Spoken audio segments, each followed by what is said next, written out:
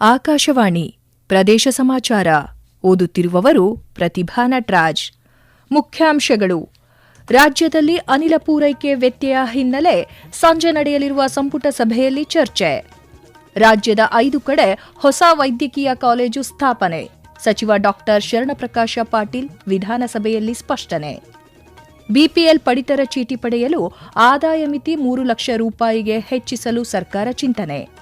ಬೆಂಗಳೂರಿನ ಯಲಹಂಕ ವಿದ್ಯುತ್ ಸ್ಥಾವರಕ್ಕೆ ಅನಿಲ ಪೂರೈಕೆ ಸ್ಥಗಿತಗೊಳಿಸಿದ Gas authority of India Limited. ಕೊಡಗಿನಲ್ಲಿ ಮುಂದುವರೆದ ಕಾಡಾನೆ ದಾಳಿ. ವಿರಾಜಪೇಟೆಯಲ್ಲಿ ಕಾಫಿ ತೋಟದ ಮಾಲೀಕ ಸಾವು. ರಾಜ್ಯದಲ್ಲಿ ಉಂಟಾಗಿರುವ ಅನಿಲ ಪೂರೈಕೆಯಲ್ಲಿನ ವ್ಯತ್ಯಯ ಹಾಗೂ ಇಂಧನ ಬಿಕ್ಕಟ್ಟಿನ ಬಗ್ಗೆ ಸಂಜೆ ನಡೆಯಲಿರುವ ಸಂಪುಟ ಸಭೆಯಲ್ಲಿ ಚರ್ಚೆ ನಡೆಸಲಾಗುವುದು ಎಂದು ಉಪಮುಖ್ಯಮಂತ್ರಿ ಡಿಕೆ ಶಿವಕುಮಾರ್ ತಿಳಿಸಿದ್ದಾರೆ.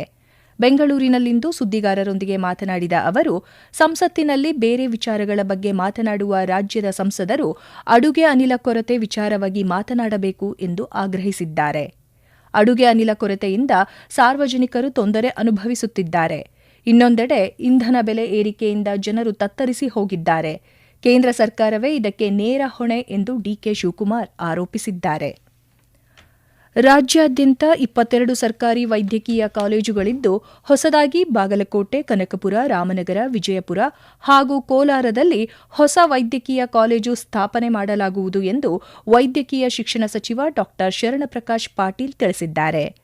ವಿಧಾನಸಭೆ ಪ್ರಶ್ನೋತ್ತರ ಕಲಾಪದಲ್ಲಿ ಯಶ್ಪಾಲ್ ಎ ಸುವರ್ಣ ಅವರ ಪ್ರಶ್ನೆಗೆ ಉತ್ತರಿಸಿದ ಅವರು, ಉಡುಪಿ ಜಿಲ್ಲೆಯಲ್ಲಿ ಖಾಸಗಿ ಸಹಭಾಗಿತ್ವದಲ್ಲಿ ವೈದ್ಯಕೀಯ ಕಾಲೇಜು ಆರಂಭಿಸಲು ಚಿಂತನೆ ನಡೆಸಲಾಗಿದೆ ಎಂದು ಹೇಳಿದ್ದಾರೆ.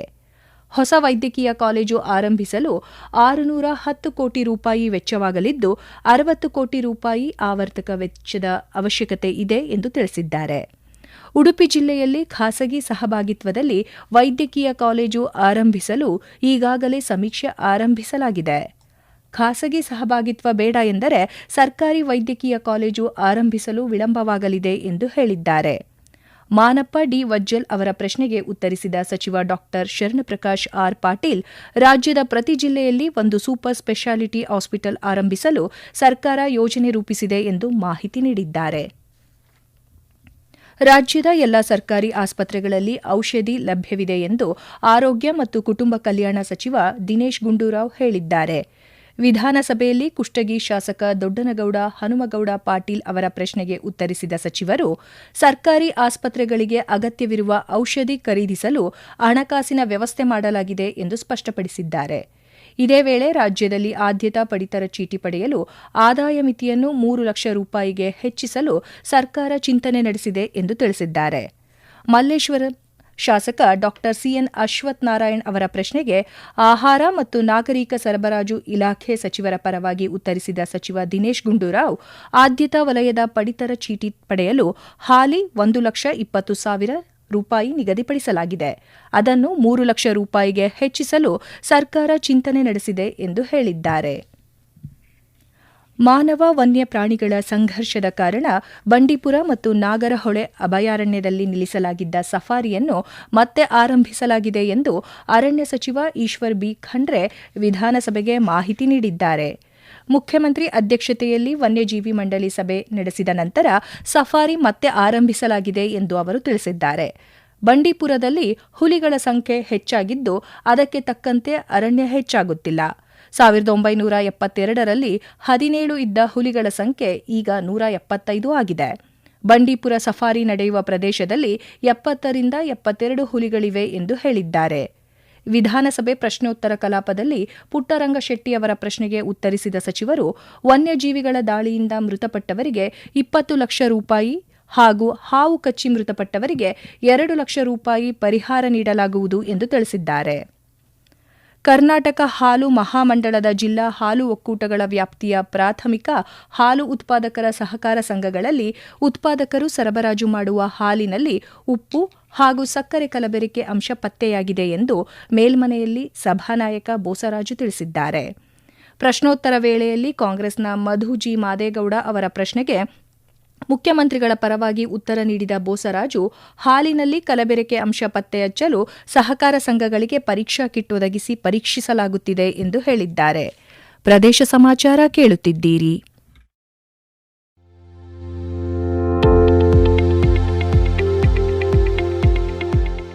ನಮ್ಮ ಎಲ್ಲ ರಾಷ್ಟ್ರೀಯ ವಾರ್ತೆಗಳು ಹಾಗೂ ಪ್ರದೇಶ ಸಮಾಚಾರ ಈಗ ಆಕಾಶವಾಣಿ ನ್ಯೂಸ್ ಕನ್ನಡ ಯೂಟ್ಯೂಬ್ ಚಾನೆಲ್ನಲ್ಲಿ ಲಭ್ಯ.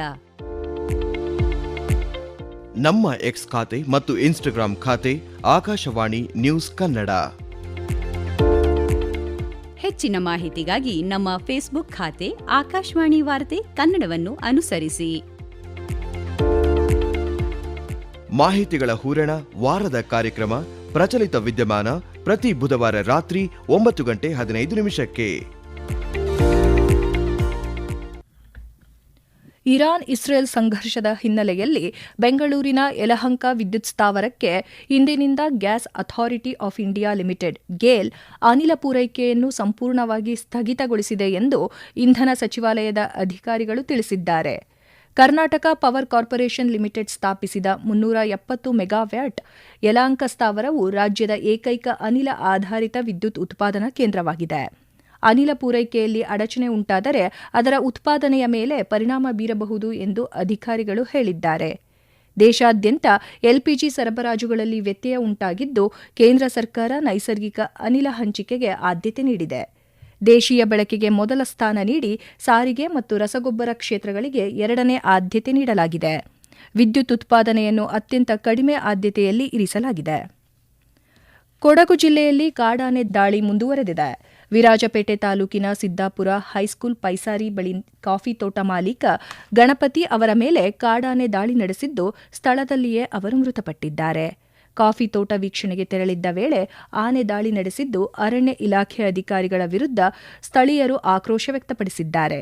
ಕಾಡಾನೆ ದಾಳಿ ತಡೆಗೆ ಶಾಶ್ವತ ಪರಿಹಾರ ಒದಗಿಸುವಂತೆ ಗ್ರಾಮಸ್ಥರು ಆಗ್ರಹಿಸಿದ್ದಾರೆ. 3 ದಿನದ ಅಂತರದಲ್ಲಿಯೇ ಕೊಡಗಿನಲ್ಲಿ ಕಾಡಾನೆ ದಾಳಿಗೆ 2 ಸಾವನ್ನಪ್ಪಿದ್ದಾರೆ.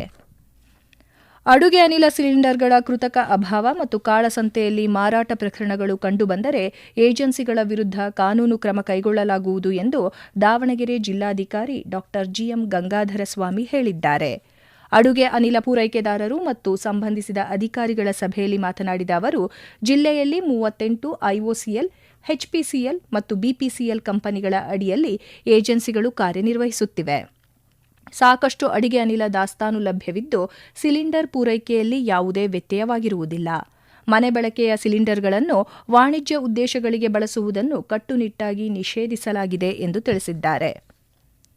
ಒಂದು ಸಣ್ಣ ಬೀಜದ ಉಂಡೆಗಳು ದೊಡ್ಡ ಅರಣ್ಯದ ಸೃಷ್ಟಿಗೆ ಮುನ್ನುಡಿ ಬರೆಯುತ್ತವೆ ಎಂದು ವಿಜಯನಗರ ಪ್ರಥಮ ದರ್ಜೆ ಕಾಲೇಜಿನ ಸಸ್ಯಶಾಸ್ತ್ರ ವಿಭಾಗದ ಮುಖ್ಯಸ್ಥೆ ಡಾ ಹೇಮಾವತಿ ಅಭಿಪ್ರಾಯಪಟ್ಟಿದ್ದಾರೆ. ಮಂಡ್ಯ ನಗರದ ಮಹಿಳಾ ಕಾಲೇಜಿನಲ್ಲಿ ಸಸ್ಯಶಾಸ್ತ್ರ ವಿಭಾಗ ಏರ್ಪಡಿಸಿದ್ದ ವಿಶೇಷ ಉಪನ್ಯಾಸ ಕಾರ್ಯಕ್ರಮದಲ್ಲಿ ಮಾತನಾಡಿದ ಅವರು, ಜಪಾನಿನ ಮಸನೋಬು ಫುಕುವೋಕಾ ಈ ತಂತ್ರಗಳ ಮೂಲಕ ಸಸ್ಯಗಳನ್ನು ಬೆಳೆಸಬಹುದು ಎಂದು ಮೊದಲ ಪ್ರಯೋಗ ಮಾಡಿದರು. ತದನಂತರ ನ್ಯೂಯಾರ್ಕ್ ಸಿಟಿಯಲ್ಲಿ ಲೀಸ್ ಎಂಬ ಮಹಿಳೆ ಎಲ್ಲಿ ಮರಗಳಿಲ್ಲವೋ ಅಲ್ಲಿ ಇದನ್ನು ಬಳಸಿ ಸಸಿಗಳನ್ನು ಬೆಳೆಸುವ ಪ್ರಯೋಗಕ್ಕೆ ನಾಂದಿ ಹಾಡಿದರು. ಇಂದು ಭಾರತ, ಕರ್ನಾಟಕ ಸೇರಿದಂತೆ ಹಲವಾರು ಭಾಗಗಳಲ್ಲಿ ಈ ಒಂದು ಪ್ರಕ್ರಿಯೆಯನ್ನು ಬಳಸಿ ಅರಣ್ಯವನ್ನು ಬೆಳೆಸುವಂತಹ ಕಾರ್ಯಗಳು ನಡೆಯುತ್ತಿವೆ ಎಂದು ತಿಳಿಸಿದರು. ಇದೀಗ ಸಂಕ್ಷಿಪ್ತ ಸುದ್ದಿ. ಬೆಂಗಳೂರು ಉತ್ತರ ನಗರ ಪಾಲಿಕೆಯ ಆಯುಕ್ತ ಪೊಮ್ಮಲ ಸುನೀಲ್ ಕುಮಾರ್ ನಿರ್ದೇಶನದಂತೆ ಹಾಗೂ ಸಾರ್ವಜನಿಕ ದೂರಿನ ಮೇರೆಗೆ ಉತ್ತರ ನಗರ ಪಾಲಿಕೆ ವ್ಯಾಪ್ತಿಯಲ್ಲಿರುವ ಎಚ್ಬಿಆರ್ ಲೇಔಟ್ ಪ್ರದೇಶದಲ್ಲಿ ಪಶುಪಾಲನಾ ವಿಭಾಗದ ಅಧಿಕಾರಿಗಳು ಮತ್ತು ಸಿಬ್ಬಂದಿ ಮಾಂಸದ ಮಾರಾಟ ಮಳಿಗೆಗಳಿಗೆ ತೆರಳಿ ತಪಾಸಣೆ ನಡೆಸಿದರು. ನವದೆಹಲಿಯಲ್ಲಿ ಕೇಂದ್ರ ಹಣಕಾಸು ಸಚಿವೆ ನಿರ್ಮಲಾ ಸೀತಾರಾಮನ್ ಅವರನ್ನು ಭೇಟಿ ಮಾಡಿರುವ ಸಂಸದ ಯದುವೀರ್ ದತ್ತ ಒಡೆಯರ್ ಪ್ರಸಕ್ತ ಹಣಕಾಸು ವರ್ಷದ ಕೇಂದ್ರ ಬಜೆಟ್ನಲ್ಲಿ ಘೋಷಿಸಲಾದ ಚೌಕಟ್ಟಿನಡಿಯಲ್ಲಿ ಮೈಸೂರನ್ನು ನಗರ ಆರ್ಥಿಕ ಪ್ರದೇಶ ಆಗಿ ಸೇರಿಸುವ ಕುರಿತು ಪ್ರಸ್ತಾವನೆ ಸಲ್ಲಿಸಿದ್ದಾರೆ. ಕೊನೆಯಲ್ಲಿ ಮತ್ತೊಮ್ಮೆ ಮುಖ್ಯಾಂಶಗಳು. ರಾಜ್ಯದಲ್ಲಿ ಅನಿಲ ಪೂರೈಕೆ ವ್ಯತ್ಯಯ ಹಿನ್ನೆಲೆ ಸಂಜೆ ನಡೆಯಲಿರುವ ಸಂಪುಟ ಸಭೆಯಲ್ಲಿ ಚರ್ಚೆ. ರಾಜ್ಯದ 5 ಕಡೆ ಹೊಸ ವೈದ್ಯಕೀಯ ಕಾಲೇಜು ಸ್ಥಾಪನೆ, ಸಚಿವ ಡಾ ಶರಣಪ್ರಕಾಶ್ ಪಾಟೀಲ್ ವಿಧಾನಸಭೆಯಲ್ಲಿ ಸ್ಪಷ್ಟನೆ. ಬಿಪಿಎಲ್ ಪಡಿತರ ಚೀಟಿ ಪಡೆಯಲು ಆದಾಯ ಮಿತಿ 3 ಲಕ್ಷ ರೂಪಾಯಿಗೆ ಹೆಚ್ಚಿಸಲು ಸರ್ಕಾರ ಚಿಂತನೆ. ಬೆಂಗಳೂರಿನ ಯಲಹಂಕ ವಿದ್ಯುತ್ ಸ್ಥಾವರಕ್ಕೆ ಅನಿಲ ಪೂರೈಕೆ ಸ್ಥಗಿತಗೊಳಿಸಿದ Gas authority of India Limited. ಕೊಡಗಿನಲ್ಲಿ ಮುಂದುವರೆದ ಕಾಡಾನೆ ದಾಳಿ, ವಿರಾಜಪೇಟೆಯಲ್ಲಿ ಕಾಫಿ ತೋಟದ ಮಾಲೀಕ ಸಾವು. ಇಲ್ಲಿಗೆ ಪ್ರದೇಶ ಸಮಾಚಾರ ಮುಗಿಯಿತು. ನಮ್ಮ ಮುಂದಿನ ವಾರ್ತಾ ಪ್ರಸಾರ ಸಂಜೆ 6:40ಕ್ಕೆ.